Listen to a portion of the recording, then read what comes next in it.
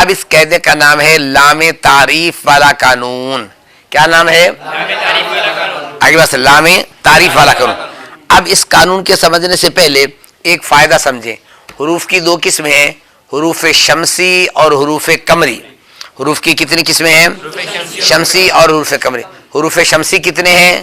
14. حروف قمری کتنے ہیں؟ یہ اوپر لکھے ہوئے ہیں. حروف شمسی 4 دا اے دل ربا. ٹھیک ہے, یہ شعر یاد کر لیں تب بھی ٹھیک ہے. تاؤ ساؤ دالو زالو راؤ زا, سینو شینو سوادو دوادو تواؤ زوا, لامو نون شد آخر ایشا اے فتح. شاباش. اور اسی طریقے سے حروف قمری کا شعر بھی لکھا ہوا ہے, یہ یاد کر لیں تب بھی ٹھیک ہے. یا یوں کہہ لیں کہ جو باب افتعال کے ہم نے کتنے پڑھے تھے؟ 11 پڑھے تھے نا, تو اس کے اندر باقی کتنے شامل کریں گے؟ 14 بنانے کے لیے 3 حرف چاہیے. کون کون سے شامل کریں گے؟ را, آگے بس. تو یہ 3 شامل کر لیں تو یہ 14 حروف شمسی بن جاتے ہیں. ٹھیک ہے. اب لام تعریف کا قاعدہ. فائدہ نمبر 1, حروف کی 2 قسمیں ہیں, حروف شمسی اور حروف قمری. حروف شمسی بھی 14 ہیں اور حروف قمری بھی 14 ہیں. یہ یاد ہو جائیں گے.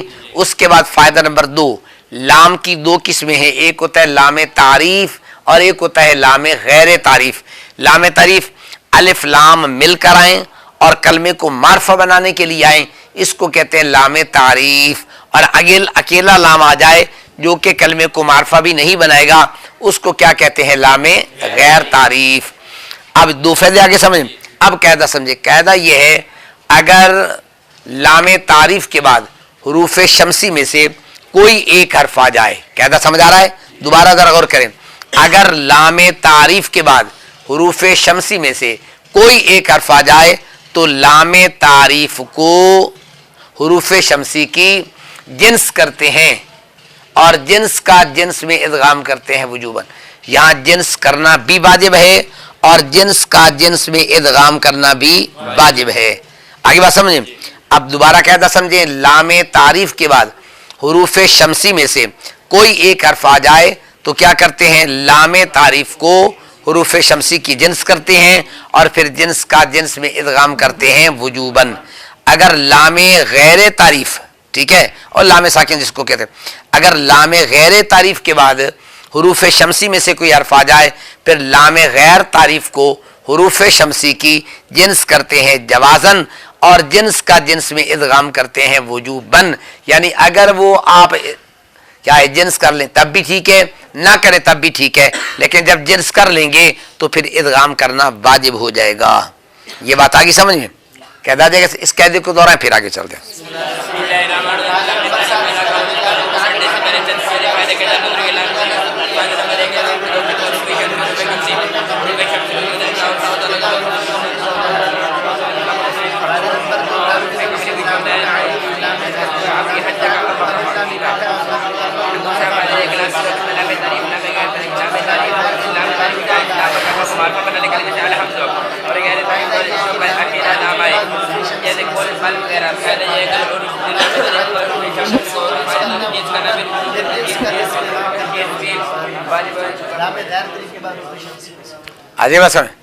لام غیر تعریف کے بعد اگر حروف شمسی میں سے کوئی حرف آ جائے تو لام تعریف کو ان حروف کی جنس کرتے ہیں جوازن.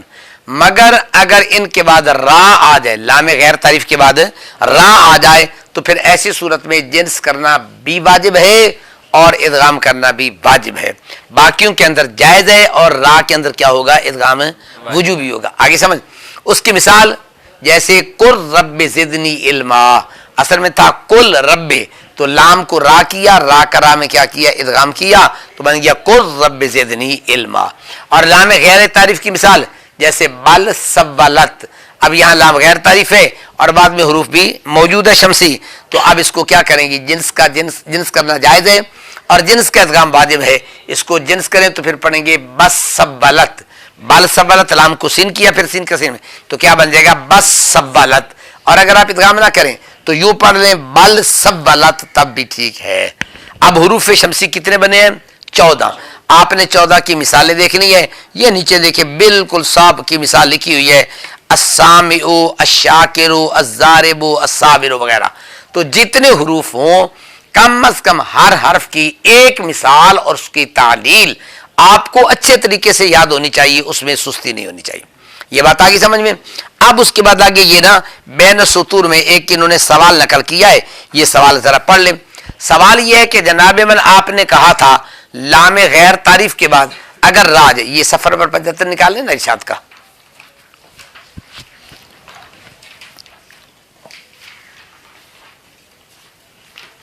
جی نکال لیا. یہ بین السطور میں نا ایک سوال لکھا ہوا ہے. سوال کیا لکھا ہوا ہے؟ سوال یہ ہے کہ جناب من آپ نے کہا تھا اگر لام غیر تعریف کے بعد حروف شمسی میں سے کوئی حرف آ جائے تو جنس کرتے ہیں جوازن، جنس کا جنس میں ادغام کرتے ہیں وجوبن. اگر را آ جائے تو پھر جنس کرنا بھی واجب ہے اور ادغام کرنا بھی واجب ہے. ٹھیک ہے.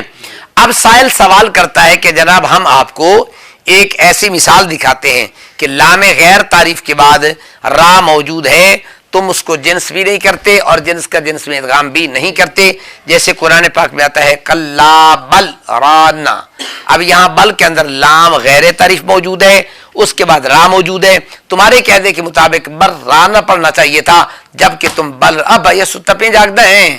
ادھر خیال کر عجیبہ سمجھ میں. تو کیا پڑھیں گے؟ کلا بر رانا نہیں پڑھیں گے بلکہ کلا بل رانا پڑھیں. سوال آگے سمجھ میں دہرائیں پہلا کیا سوال کا، جلدی بول.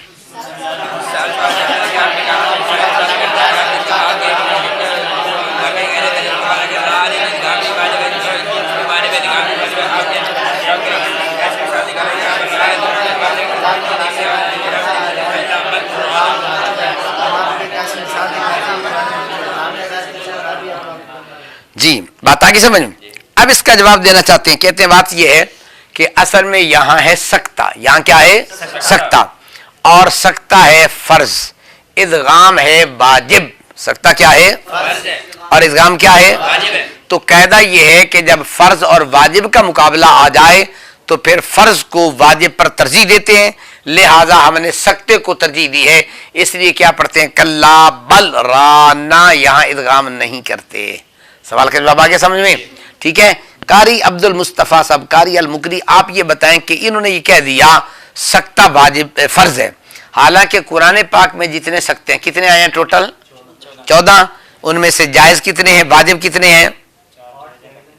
ٹھیک ہے. تو کہتے ہیں کہ علم تجوید والے فرماتے ہیں کہ ان مقامات پر سکتہ بھی واجب ہے، فرض نہیں ہے. یہ جو تم نے کہا کسی کتاب میں لکھا ہوا ہے کہ سکتہ فرض ہے، کوئی قاعدہ قانون ہے؟ کہتے ہیں سکتہ بھی واجب ہے اور بھی واجب ہے. تو تقابل اور ترجیح تو تب دیتے جب سکتہ فرض ہوتا. وہ بھی واجب ہے، وہ بھی واجب ہے، ترجیح کیوں دے دی؟ سوال آگے سمجھ میں. اس جواب پر سوال ہے، اس جواب پر سوال ہے. اس کا جواب یہ دینا چاہتے ہیں کہ بھئی پہلی بات تو یہ ہے کہ اہل تجوید کے نزدیک واجب بمعنی فرض استعمال ہو جاتا ہے. واجب بمعنی فرض استعمال ہو جاتا ہے، یا یوں کہہ لیجئے کہ یہ فرض تو نہیں ہے، لیکن ہم جو قرات پڑھتے ہیں یہ قرات امام حفص پڑھتے ہیں، اور یہ جو 7 قراتیں ہیں نا یہ ساری کی ساری متواتر کے درجہ میں ہیں، اور جو متواتر سے چیز ثابت ہوتی ہے وہ فرض کے حکم میں ہوتی ہے.